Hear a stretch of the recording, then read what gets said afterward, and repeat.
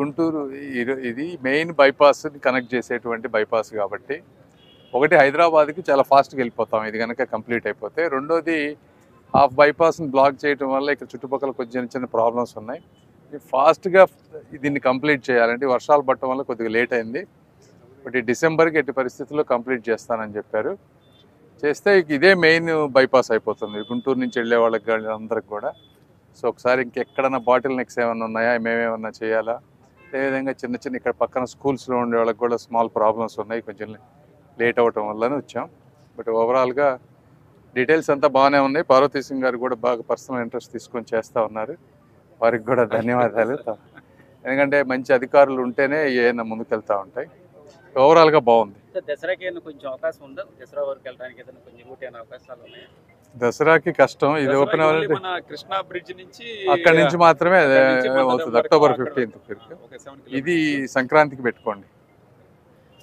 Sir మధ్యలో bridge అయింది road మన వర్షాలు సిఆర్డీ వాళ్ళు బ్రిడ్జ్ చేశారు వాటర్ పోవడానికి.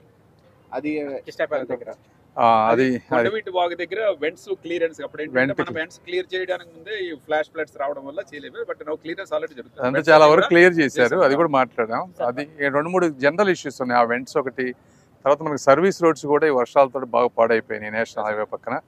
అవి కూడా పాత కాంట్రాక్టర్ల మెయింటెనెన్స్ వాళ్ళు ఎవరున్నారో వాళ్ళందరినీ పిలిచి వాటిని రెగ్యులర్గా మెయింటైన్ చేయమని చెప్పాం. అదొక ఇష్యూ ఉన్నాయి. ఈ 2 చిన్న చిన్న ఇష్యూస్. రాజధాని నుంచి 4 రోడ్లు మంగళగిరికి ఉన్నాయి. అట్లా ఈ 50 అనేది చాలా కీలకమైంది. నెడమరికి అక్కడ అరోబి అనేటువంటి చాలా ఇబ్బందికరమైన పరిస్థితి సార్. రైల్వే ఓవర్ పెట్టి రైల్వే అవుందమ్మా, అది వర్క్ నడుస్తూ ఉంది. ఇంతకుముందు ప్రాసెస్ ఎలా ఉండేదంటే ముందు టెండర్ పిలిచి తర్వాత జిఏడి క్లియరెన్స్ తీసుకునేవాళ్ళం, ఫైనాన్స్ ఇవన్నీ. రైల్వే వాళ్ళు ఏమంటున్నారంటే దానివల్ల కొంచెం చిన్న ప్రాబ్లమ్స్ వస్తున్నాయి ల్యాండ్ ఎక్విజిషన్లోను వీటిలో. ముందు జిఏడి క్లియరెన్స్ తీసుకొని తర్వాత టెండర్కి వెళ్ళమని చెప్పి వాళ్ళు ప్రాసెస్ లేట్ చేశారు. ఒకటి టెండర్ అయిన తర్వాత ఆ ప్రాసెస్కు 2-3 నెలలు పడుతుంది జిఏడి క్లియరెన్స్. అలా కాకుండా ముందే చేస్తాం కాబట్టి టెండర్ అయిపోతే నెక్స్ట్ టైం ఫాస్ట్గా వర్క్ ఫాస్ట్గా స్టార్ట్ అవుతుంది. సో మేము ఫాలోఅప్ చేస్తా ఉన్నాం. మాకేమైందంటే బ్యాడ్ లక్, ఈ రైల్వే డివిజన్లో ఉన్న వాళ్ళు మొత్తం ప్రాజెక్ట్ మేనేజర్స్, ఇంజనీర్స్ వీళ్ళందరూ రిటైర్ అయిపోయారు లాస్ట్ 5-6 నెలల్లో. రిటైర్ అయిపోయారు. కొత్త వాళ్ళు వస్తున్నారు. 100% రీప్లేస్మెంట్ జరగట్లేదు. కొంతమందికి ఇన్ఛార్జ్ పోస్టులు ఇస్తూ ఉన్నారు. వాళ్ళేమో ఓవర్లోడెడ్ అయిపోతూ ఉన్నారు.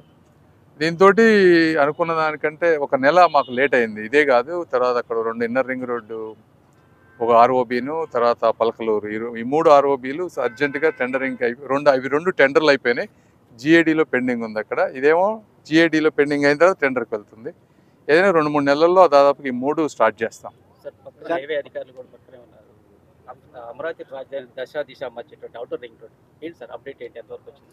అది అవుటర్ రింగ్ రోడ్ అంటే ఇప్పుడు మీకు ముందు ఒరిజినల్గా అప్రూవ్ అయింది 70 మీటర్స్. ఆ 70 మీటర్స్ ప్రకారం మనం ఒరిజినల్గా వెళ్ళిపోతే ఈ పాటికి ల్యాండ్ అక్విజిషన్ అయిపోయేది. చాలా వరకు అసలు ముందుకు వెళ్ళిపోయేవాళ్ళం. మీకు ఆ రోజు నేను చెప్పాను లాస్ట్ టైం కూడా, చంద్రబాబు నాయుడు గారు దీన్ని 140 మీటర్స్ చేయాలి, మంచి సర్వీస్ రోడ్లు ఉండాలి, మళ్ళీ ఫ్యూచర్లో ల్యాండ్ అక్విజిషన్స్ ఇవన్నీ చాలా కాస్ట్లీ అయిపోతుంది, ఏరియా అంతా డెవలప్ అయిన తర్వాత ఇంకెప్పటికి కొనలేము, ఇబ్బంది పడతాము. అదే అవుటర్ రింగ్ రోడ్ హైదరాబాద్లో చూస్తే నిన్న హైదరాబాద్ ఒక రోజు వెళ్తే ట్రాఫిక్ హెవీ అయిపోయింది అవుటర్ రింగ్ రోడ్. అలాంటి సిచ్యువేషన్ రాకూడదని చెప్పి దీన్ని 140 మీటర్స్ అని అడిగారు. 140 మీటర్స్ అనేటప్పటికి ఇది 25,000 crores అవుతుంది టోటల్ కాస్ట్. ఇది క్యాబినెట్ అప్రూవల్ కావాలి. సో అధికారులు వీళ్ళ వర్క్ అంతా ఫినిష్ చేశారు. మినిస్ట్రీలో వర్క్ అయిపోయింది. క్యాబినెట్ డెసిషన్ మేకింగ్ దగ్గర ఇప్పుడు ఆగుంది. అది అయిపోయిన వెంటనే ముందుకు వెళ్తుంది. సో అది దాని పొజిషన్ అట్ ప్రెసెంట్ ఉన్నటువంటి పరిస్థితి. సార్ 10 కిలోమీటర్ల దూరంలోనే 2వ టోల్ గేట్ ఉంది. ప్రజల పైన భారం పడదంటారా? ఒకటి ఇప్పుడు ఒక్కొక్కసారి నేషనల్ హైవేస్ ఇవన్నీ కూడా కాస్ట్తో కూడుకున్నటువంటి పరిస్థితి అర్థమైందా. ఒకటి ఇబ్బంది పడటం కావాలా, లేకపోతే ఎక్కువ మంది ముందు ప్రయాణం జనరల్గా కారుల్లో వెళ్ళేవాళ్ళు వీళ్ళు ఏంటంటే సేఫ్టీని, రెండో దాన్ని క్విక్నెస్ని కోరుకుంటారు. 2 దొరకవు. క్వాలిటీ, కాస్ట్ 2 ప్రపంచంలో ఎక్కడా దొరకవు. ఎక్కడైనా సరే క్వాలిటీ కావాలంటే కొంచెం ఖర్చు అవుతుంది. ఈ రోజున ఆ పీపీపీ మోడల్స్ ఉన్నాయి కాబట్టి ఇన్ని హైవేస్ ఈ విధంగా మనం మాట్లాడగలుగుతున్నాం. ఒకప్పుడు పరిస్థితి చాలా ఘోరంగా ఉండేది. ఈ రెండింటిని బ్యాలెన్స్ చేసుకోవాలి. సార్ రాజధాని నగరం చుట్టూ అభివృద్ధి అనేది మంగళగిరి చుట్టూ తిరుగుతున్నటువంటిది మా అందరికీ తెలిసి వెళ్ళిపోతుంది.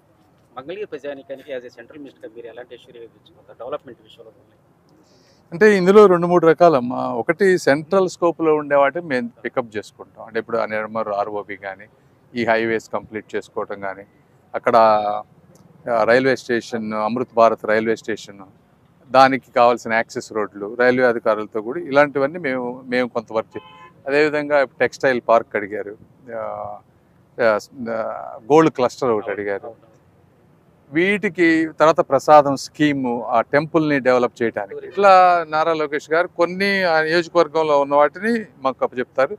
వాటన్నిటిని కోఆర్డినేట్ చేసుకొని చేపించే బాధ్యత మాది. లోకల్గా ఉన్నాయి ఇప్పుడు మీకు శ్మశాన వాటికలు కానీ, లైబ్రరీలు కానీ, స్కూల్స్ కానీ, అది వారి చేతుల్లో ఉండే, అవన్నీ వారు చేస్తారు. అట్లా వర్క్ డివిజన్ పెట్టుకొని ఎవరికి వాళ్ళు కోఆర్డినేటెడ్గా చేస్తేనే ఇవన్నీ అవుతాయి. మీరు చెప్తున్న సెంట్రల్ ప్యాకేజ్ ఏదైతే అది ఎప్పట్లో ఇంప్లిమెంట్ అయ్యే అవకాశాలు ఉన్నాయి? మీరు చెప్తున్న ఏదైతే 4-5 ఐటమ్స్ చెప్పారు కదా, గోల్డ్ సంబంధించి కావచ్చు, లేదా టూరిజం ప్యాకేజీ కావచ్చు, ఇవన్నీ ఎంతకాలం పెట్టే అవకాశం? ఇవన్నీ అంటే ఇప్పుడు ఒకటే గుర్తుపెట్టుకోవాలి, ఢిల్లీలో కూడా ఎన్ని రాష్ట్రాలు ఉన్నాయి, ఇన్ని యూనియన్ టెరిటరీస్ ఉన్నాయి, అన్నీ చూసుకొని జాగ్రత్తగా చేస్తారు.